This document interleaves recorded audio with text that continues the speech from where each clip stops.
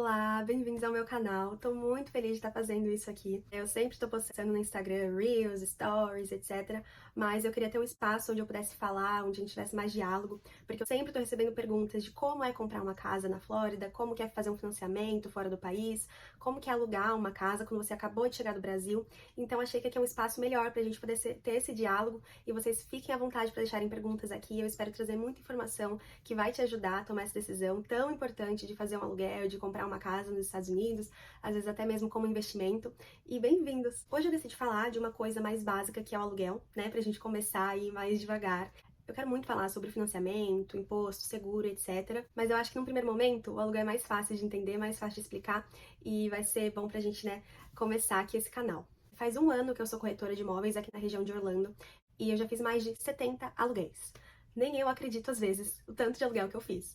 Mas quando a gente começa, a gente ainda tá um pouco perdido, nunca viu um contrato na vida, e então começar com o aluguel foi muito bom pra mim, tanto pra começar a fazer meu nome, quanto pra começar a entender melhor sobre o mercado. E hoje em dia é até engraçado, porque tem corretor que já é corretor há muito mais tempo que eu, mas quando pega um aluguel, vem me perguntar as coisas, porque acabou que eu fiz muito aluguel. Então aqui acho que vai ser um vídeo bem informativo, tanto pra quem é corretor, quanto pra quem quer alugar. Então, eu vou falar mais ou menos aqui o passo a passo para você fazer um aluguel aqui em Orlando, né, para você alugar a sua casa, e no final a gente fala mais alguns detalhes. Então, acho que aí o primeiro passo quando você vai alugar é você decidir se você vai querer usar o serviço de um corretor ou não, se você vai fazer isso sozinho.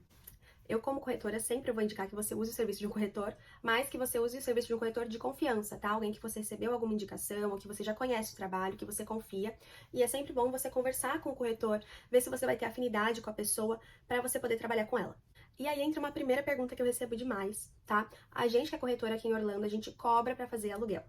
Então, muitas vezes me falam, mas no Brasil não cobram, ou até mesmo em Miami não cobram. Aqui em Orlando, se alguém me chamar e falar assim, Malu, eu tenho uma casa, tá? E eu quero alugar essa casa, eu quero colocar ela no mercado. Tem como você fazer isso pra mim? Eu falo, ok, perfeito, eu vou listar a sua casa e eu vou cobrar uma comissão. E essa comissão vai ser, talvez, uma parte do primeiro aluguel, o primeiro aluguel inteiro. Então, eu, como corretora do proprietário, eu vou receber uma comissão. Então, eu vou colocar essa casa no mercado e aí, vamos supor, chega um corretor com um inquilino, né? Um potencial inquilino. E ele aluga a casa. Eu vou pegar uma parte da minha comissão e eu vou dar pra ele. Só que essa comissão não é muito alta. Geralmente, varia aí de 50 a 200 dólares. 300 dólares se ele for muito generoso, é difícil até de achar. E se for um apartamento, inclusive, muitos apartamentos não pagam comissão. Então, o corretor que ele quer atender o inquilino, ele ou vai cobrar do inquilino ou ele não vai fazer, porque ele vai estar trabalhando de graça se ele não cobrar. Então, quando você contrata um corretor para fazer uma assessoria de aluguel, né, para te auxiliar a alugar uma casa, ele vai estar cobrando pelo serviço dele. Quanto ele vai cobrar vai depender da experiência dele, se ele é uma pessoa muito ocupada, que tem muito cliente. Geralmente, uma assessoria de aluguel varia de 200 a 700, 800 dólares. Então, só para vocês terem uma ideia, quando eu comecei, eu cobrava 200 dólares, porque ainda não tinha experiência, nem tinha muito cliente. Conforme eu fui pegando o jeito e tendo mais cliente, eu aumentei. Hoje em dia eu cobro 300 para fazer apartamento, 400 para fazer casa. Eu tenho contato com muitos apartamentos que eu já sei como é, eu faço rapidinho, casa é um pouquinho mais trabalhoso. Então, esse é o primeiro momento, saber se você vai ter corretor ou não. Aí conversou com o corretor, concordou com o preço que ele vai cobrar, gostou? Agora vamos procurar casa. Geralmente, com os meus clientes, a gente acha o apartamento ou a casa em 1 a 2 dias. É muito rápido. Se é apartamento, eu não mando muita coisa pelo WhatsApp. Eu falo assim, olha, vamos combinar um dia, a gente vai pessoalmente em vários apartamentos, e aí no final do dia você decide, ou se precisar ir mais um dia, a gente vai também. Geralmente, no primeiro dia, o cliente já vê um apartamento que gosta, gostou do preço, e já fecha ali. Casa já é um pouco diferente, eu mando um aplicativo que chama MLS, que eu vou fazer um vídeo aqui só sobre o MLS, para vocês entenderem o que é. Mas eu mando esse aplicativo pro meu cliente baixar, e você tem que ter um corretor para você conseguir baixar esse aplicativo, você tem que inserir um código que o corretor vai te fornecer. E dentro desse aplicativo, eu consigo te mandar as casas, você consegue procurar também sozinho, mandar para mim as que você gostou. E aí eu vou dar o acesso dessas casas, né, para conseguir abrir a porta, e eu vou marcar um dia só pra gente ver casa. Então, geralmente eu separo uma tarde com um cliente para mostrar várias casas e ele ver qual que ele vai gostar.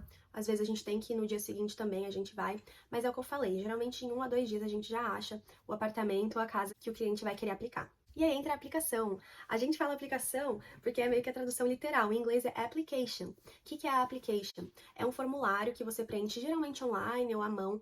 E lá você vai colocar todas as suas informações. quanto que é a sua renda, seus documentos, vai colocar tudinho mesmo, porque além de você escolher a casa, o proprietário vai escolher o inquilino, né? Ele não vai deixar qualquer pessoa morar na casa dele.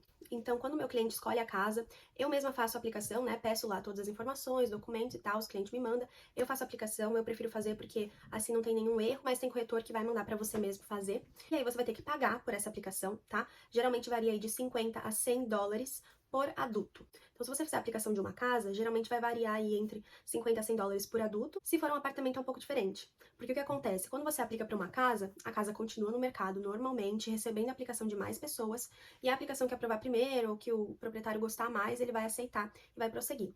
Já o apartamento é um pouco diferente. O apartamento, ele só vai receber uma aplicação, vai reservar o apartamento para você, que aplicou, e se você for aceito, eles vão prosseguir. Se você for negado, aí sim volta o apartamento para o mercado para outra pessoa aplicar. Então, além da taxa de aplicação por pessoa para o apartamento, que também varia de 50 a 100 dólares, vai ter uma taxa administrativa para poder deixar o apartamento reservado para você. Essa taxa administrativa vai de 150 a 250 dólares. Então, a aplicação para um apartamento é um pouco mais alta, né? Então, tem os prós e contras. Apartamento geralmente é tudo mais barato, menos a aplicação. E aí você pode estar se perguntando, nossa, mas como que eu sei se minha aplicação vai ser aprovada ou não? A gente não tem como garantir que a aplicação vai ser aprovada. Essa aplicação eles mandam para uma empresa de background check, né? Então, para checar seus antecedentes criminais, ver se você deve dinheiro, alguma coisa do tipo. E eles também vão checar a sua renda. A renda, a nossa regrinha, é você estar recebendo ali 3 vezes o valor do aluguel. Então, se você vai fechar um aluguel de $1.000, você tem que estar recebendo $3.000 e você tem que ter como comprovar isso. Ou com extrato bancário, ou com olerites, ou uma declaração de imposto que você vai fornecer ali para mostrar que você tem essa renda. Malu, acabei de chegar do Brasil, não tenho como comprovar renda, o que eu faço? Calma, né? Tem como a gente ainda conseguir aprovar você em algum lugar. Tem apartamento onde você não precisa comprovar renda, tá? Eu levo meus clientes nesses quando eles realmente não têm como comprovar. Tem apartamentos que você consegue comprovar renda com uma carta. Então, vamos supor que você acabou de chegar aqui em Orlando, você, né, tá procurando uma casa, mas você tem um primo, um amigo, ou alguém que já te ofereceu emprego, você já tá com o emprego certo, ou uma pessoa que tem uma empresa que você vai poder trabalhar, pelo menos no primeiro momento. Essa pessoa pode fazer uma carta para você, falando que você trabalha para eles, e a gente vai usar essa carta como comprovante de renda. Caso você queira alugar uma casa, geralmente eles não vão aceitar essa carta, tá? É raro eles aceitarem essa carta, acontece porque depende do proprietário, não tem como eu te falar.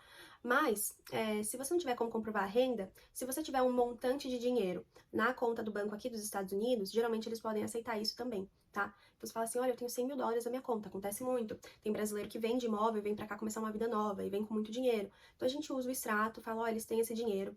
Aí eles vão falar assim, ah, então antecipa alguns aluguéis aí pra gente, né, pra ficar tudo certo, e a gente vai aprovar, tá? Então isso acontece também. Então, ok, consegui comprovar renda, tenho a ficha criminal limpa, minha aplicação foi aceita, e agora? Agora você vai provavelmente receber o contrato e também tudo que você vai ter que pagar antes de entrar no apartamento.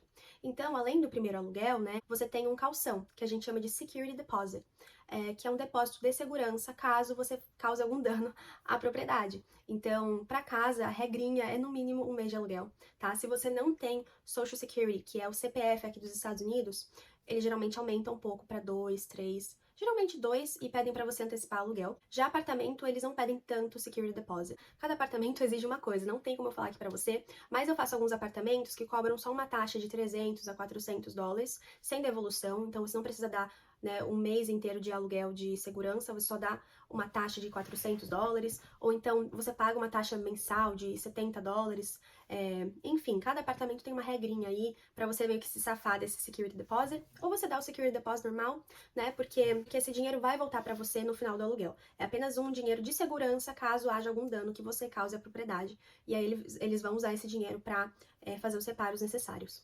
Então, você está ciente do depósito de segurança, de tudo que você vai ter que pagar, você assina o contrato, que é eletrônico a maioria das vezes, é impressionante, tudo aqui nos Estados Unidos é eletrônico. Faz os pagamentos também, às vezes com cheque ou alguma transferência. Antes de pegar as chaves, você vai ter que fazer as ativações, tá? Energia, gás, água, às vezes o Wi-Fi, depende do proprietário. Quando os clientes fazem aluguel comigo, eu faço tudo isso para eles, ou eu auxilio e a gente faz juntos, porque o inglês às vezes é uma barreira, né? E aí você vai poder pegar as chaves, né? No dia de pegar as chaves, vai alguém com você, ou um corretor, ou proprietário, ou alguém que trabalha no condomínio, para fazer uma vistoria, e aí você vê se não tem nenhum dano, se não tem uma parede com tinta rachada, sei lá, você já fala para eles, ó, isso aqui tá quebrado, isso aqui não tá certo, para eles anotarem, porque no final, quando você sair, vai ser feita outra vistoria, e aí se tiver qualquer dano, eles vão descontar daquele dinheiro do calção, né, do depósito de segurança.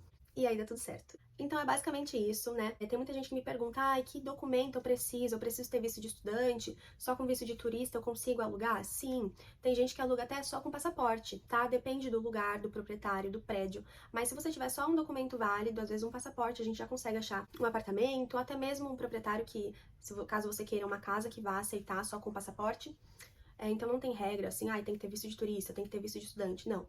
Às vezes só com o passaporte mesmo você consegue, mas obviamente, tendo tudo certinho, isso vai abrir um leque de possibilidades, né? Quanto menos documentação você tiver, mais limitado vão ficar nossas opções, né? Então é isso, obrigada por assistir esse vídeo, eu espero que tenha sido esclarecedor. Mais dúvidas sobre aluguel, coloquem aqui nos comentários que numa próxima eu respondo, ou eu até mesmo respondo aí já por mensagem. E bem-vindos ao meu canal, deixem seu like, se inscrevam e a gente se vê na próxima.